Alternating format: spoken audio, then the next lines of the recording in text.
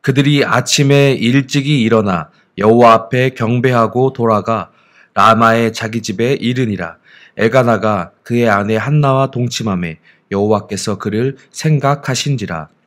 한나가 임신하고 때가 이름에 아들을 낳아 사무엘이라 이름하였으니 이는 내가 여호와께 그를 구하였다 함이더라.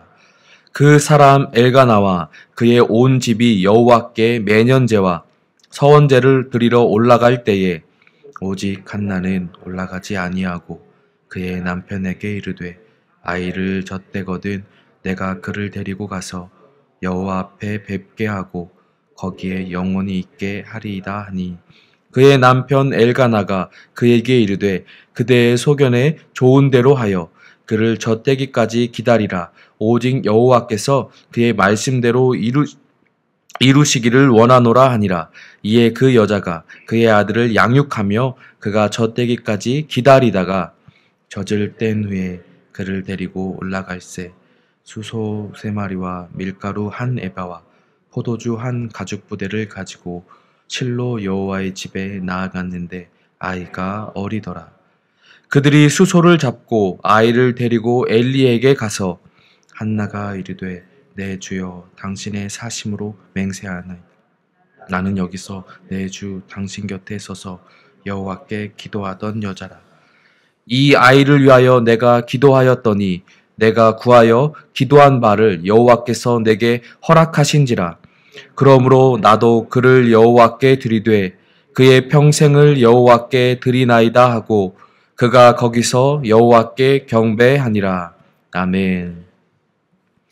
주일부터 사무엘상 말씀이 시작이 되었습니다. 사무엘의 탄생 배경에 대한 이야기부터 시작이 되고 있는데 그 내용은 이렇습니다. 에브라임 사람 엘가나와 그의 아내 한나가 자식이 없으므로 분인나라는 또 다른 아내에게 괴롭힘을 당하고 있었습니다. 아이가 없다는 것은 당시의 여자들에게 수치로 여겨졌기에 그 자체만으로도 힘이 들었을 것인데 분인나라는 또 다른 적수로 인해서 그의 괴롭힘으로 인해서 매우 힘겨운 시기를 보내고 있었습니다. 그러던 중 성소에 올라가서 하나님께 기도하며 서원을 하게 되었습니다. 속으로 간절히 기도하기를 아들을 주신다면 나실인으로 키우고 하나님께 평생을 드리겠다고 기도하였습니다. 오래도록 기도를 하면데 소리를 나지 않고 입술만 움직이니 이를 바라본 엘리 제사장이 한나가 술 취한 줄로 착각하고 술을 끊으라고 독주를 마시지 말라고 말을 할 정도였습니다. 그러자 한나는 술을 마신 것이 아니라 하나님 앞에 자신의 마음의 괴로움을 토로한 것이며 오래도록 기도한 것은 그만큼 원통함과 격분됨이 많아서 그렇다고 말하였습니다. 이를 들은 엘리 제사장은 하나님께서 한나의 구한 기도를 허락하시기를 축복한다고 말을 하였습니다. 어떠한 확신이 들어서인지 그 즉시 한나는 일어나서 그간 먹지 않았던 음식을 다시 먹고 얼굴에 근심하던 빛이 곧 사라지게 되었습니다. 그 다음의 상황이 바로 오늘 본문의 시작입니다. 이러한 일이 있은 후 하나님께 경배하고 이들은 다시금 자신들의 집으로 돌아갔습니다. 그리고 엘가나와 한나는 서로 동침하였고 그때 하나님께서는 한나를 생각하셨고 임신하게 하셨습니다. 그리고 아들을 주셨습니다. 이 아들이 바로 사무엘이었습니다. 오랫동안 자신들의 소견대로 행한 이스라엘의 새로운 하나님의 은혜가 시작되는 순간이었습니다.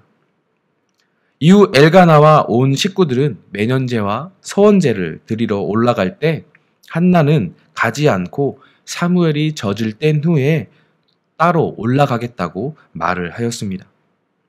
그 이유는 자신이 서원한 대로 하나님께 드리기로 결정하였고 그 기간을 젖을 뗀 후로 삼았기 때문입니다. 시간이 흐른 뒤에 사무엘이 젖을 떼고 엘리 제사장에게 데리고 가서 하나님께 서원을 한 것처럼 평생을 하나님을 위해 살도록 맡기고 하나님께 예배를 드렸습니다. 여기까지가 짧게 사무엘이 태어나게 된 과정과 하나님께 드려지게 된 과정이었습니다. 이 짧게 요약된 과정 속에는 하나님의 섭리가 있었고 한 부모의 순종과 결단이 있었습니다. 우선 한나에게 아이가 생기지 않았던 것은 하나님께서 주시지 않았기 때문입니다. 사무엘상 1장 6절의 상반절에 보면 여호와께서 그에게 임신하지 못하게 하심으로 라고 기록이 되어 있습니다. 하나님께서는 어떠한 연유로 한나에게 아이를 주시지 않았습니다. 그리고 19절에서 엘가나와 한나가 동침할 때 한나를 생각하시고 20절에 이르러서 한나에게 아이를 주셨습니다. 그 과정의 시간 가운데 한나로 하여금 힘겨운 시간을 견뎌내게 하셨고 그 가운데 하나님을 의지하게 하셨고 또 하나님을 바라보며 간구하게 하셨습니다. 그리고 그 가운데 역사하심으로 결단하게 하셨고 서원함으로 사무엘을 하나님께 드리게 하셨습니다. 하나님께서는 이렇게 한 사람을 연단하시고 사용하셔서 하나님의 뜻을 이루어 가십니다. 지금 이전까지의 시대는 각자의 소견대로 자신들의 좋을 대로 행하였던 암담했던 사사의 시대였습니다. 그 시대에 하나님의 말씀을 온데간데 없고 오직 자신이 좋을 대로 행하였던 자신의 마음에 든 대로 행하였던 시대였습니다. 이제는 그 암울했던 시대를 뒤로하고 새로운 시작과 희망을 주시고자 하나님께서는 한 인물을 세우시기 위한 계획 속에 있었던 것입니다. 그리고 그 하나님의 계획 속에서 쓰임받은 사람이 바로 한나였습니다. 힘들고 어려운 시간들을 보냈죠. 그 안에 원통함과 분노가 날로 쌓였고 그로 인해 괴로운 시간들을 보내게 되었습니다. 하지만 곧 그것을 해소할 통로를 찾게 되었고 그 통로는 하나님을 찾고 의지하고 하나님께 간구하는 것이었습니다. 하나님만 의지하는 것이었습니다. 그리고 하나님께 기도한 것에 대하여 확신을 갖고 믿음으로 과감히 자신을 그간 괴롭혔던 것들, 마음속에 쌓아왔던 분노함, 원통함들을 한순간에 떨쳐냈습니다. 엘리가 볼 때에 술 취한 사람처럼 보일 정도로 간절하고 오랫동안 중얼거리면서 하나님 앞에 속으로 기도했던 그 간구함이 지속됐던 그 분통함과 원노함이 쌓여있던 그 마음들이 언제 그랬냐는 듯이 얼굴에 근심이 사라지게 되었고 하나님께 경배하고 평안하게 집으로 돌아갔습니다. 한순간에 일어났던 일이었습니다. 하나님을 절대적으로 신뢰하지 않고는 있을 수가 없는 일이라고 생각이 되어집니다. 그리고 그의 믿음대로 아이를 출산하였습니다. 이 아이가 얼마나 귀했겠습니까? 그런데 한나는 아이가 젖을 뗀 후에 바로 자신의 품에서 떠나보내는 결단을 했습니다. 젖을 떼려면 1년, 정말 길어야 1년 반, 2년이라고 볼 수 있습니다. 수치심과 분노와 원통함의 시간을 견디고 얻은 아들을 젖을 뗀 후 바로 자신의 품에서 떠나보낸다는 결정이 얼마나 큰 결정이었겠습니까? 하지만 하나님께 자신이 기도한 대로 망설임 없이 행동하였습니다. 한나뿐만 아니라 엘가나 또한 한나의 요청대로 자신 또한 동참하게 되었습니다. 사랑하는 여인을 통해 그토록 기다리던 낳은 아들을 떠나 보내었습니다. 엘가나와 한나 부부의 이러한 삶을 묵상하면서 하나님을 전적으로 신뢰하는 사람들의 삶을 생각해 보게 되었습니다. 또한 하나님께 쓰임받는 자들의 삶을 생각하게 되었습니다. 암울한 시대에서 새로운 시작을 알리는 하나님의 계획 속에서 쓰임받은 사람들의 모습은 하나님을 전적으로 신뢰하고 자신의 가장 소중한 것을 내어 맡길 줄 아는 사람들의 모습이었습니다. 우리는 이 모습을 기억하면서 우리의 삶을 돌아보고 우리의 삶의 시간에서 우리도 이러한 쓰임받는 자의 삶을 쫓아 살기 위해 노력해야 될 줄 믿습니다. 우리는 많은 기도의 시간을 통해서 하나님 앞에 기도로 나아갑니다. 어지럽고 죄악이 가득한 이 시대를 놓고 우리는 기도하기도 하고 또한 우리가 살아가는 이 땅 뉴질랜드를 위해 기도하고 이 땅에 있는 한국 교회들 또한 다른 다민족 교회들을 위해 기도하며 나아갑니다. 교회를 걱정하고 성도들의 삶을 걱정하며 우리는 기도합니다. 하지만 그 기도하는 가운데에 자식을 드리려는 부모의 마음으로 기도하는가라는 생각을 해보게 되었습니다.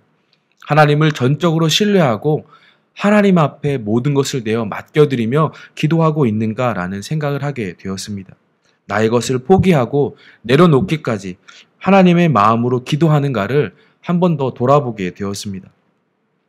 나도 잘 살고 내 자녀도 잘 되고 그리고 나서 이 땅도 이 교회도 각 성도들의 삶도 잘 돼야 하는 것이 혹 나의 마음은 아닌지 우리의 마음은 아닌지 이 시간 돌이켜 보았으면 좋겠습니다.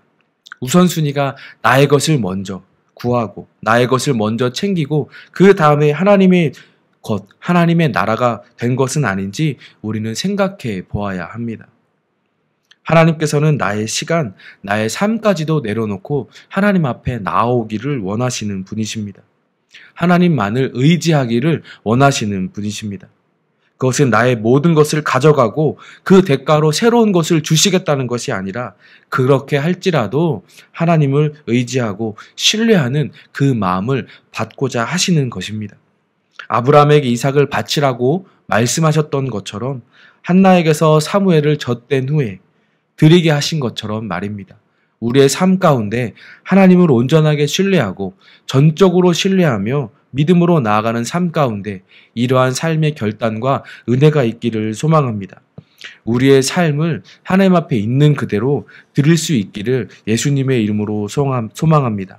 나의 것을 먼저 생각하는 자가 아니라 하나님을 먼저 생각하고 신뢰함으로 나아갈 수 있는 자가 하나님께 쓰임받는 자의 삶임을 기억하시고 우리의 삶이 하나님의 마음으로 하나님께서 보시는 곳을 보며 그곳에 서 있을 수 있는 우리의 삶이 되기를 다시 한번 예수님의 이름으로 소망합니다. 기도하겠습니다. 이 시간 기도하실 때 하나님 아버지 어떠한 상황 속에서도 하나님을 신뢰하고 의지하며 기도하게 하시니 감사드립니다. 우리의 기도의 삶 가운데에서 그 중심에서 하나님을 향하는 온전한 믿음이 있게 하시고 신뢰함으로 나의 것을 내려놓고 하나님을 우선 바라보고 따르는 우리의 삶이 되게 하여 주시옵소서. 성령 하나님, 우리와 함께 하심으로 우리를 깨닫게 하시고 힘주셔서 그 길을 걸어가는 오늘 하루가 되게 도와주시옵소서. 함께 기도하시고 개인의 기도로 나아가겠습니다. 기도하겠습니다.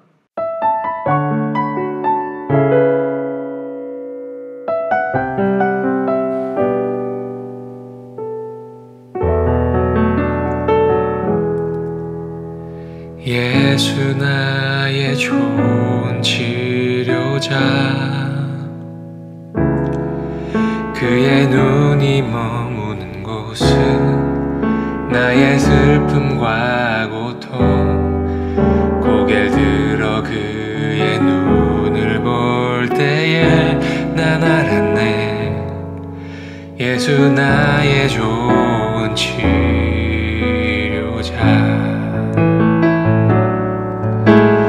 예수 나의 좋은 치료자 그의 손길이 닿는 곳은 나의 상처와 아픔 영원히 흐를 것 같았던 눈물 다 멎었네 예수 나의 치료자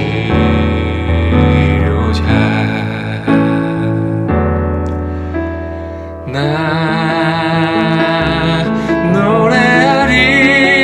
노래하리라 전한 나를 돌아보신 구세주를 찬양해 하늘 닿는 곳까지 내 손 들리라 예수 나의 치료자 예수 나의 좋은 치료자 그의 손길이 닿는 곳은 나의 상처와 아픔 영원히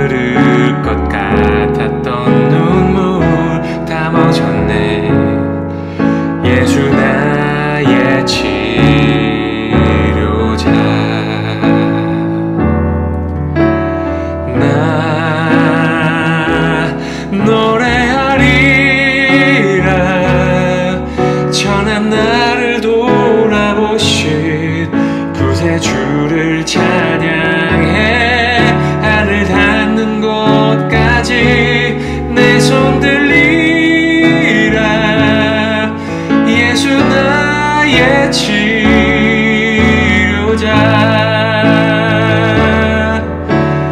나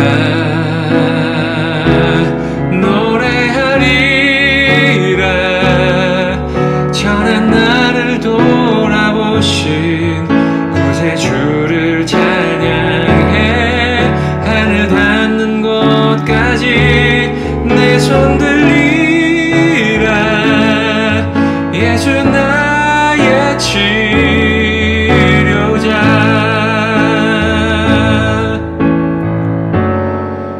어떤 어려움도 깊은 절망도 수많은 괴로움과 슬픔도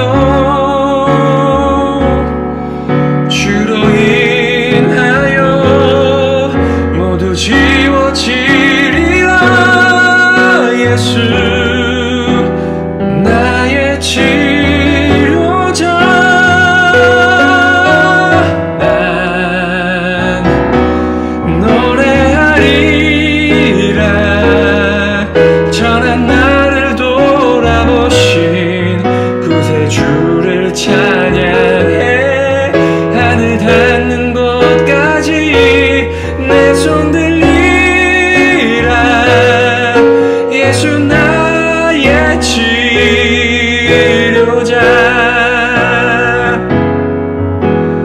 나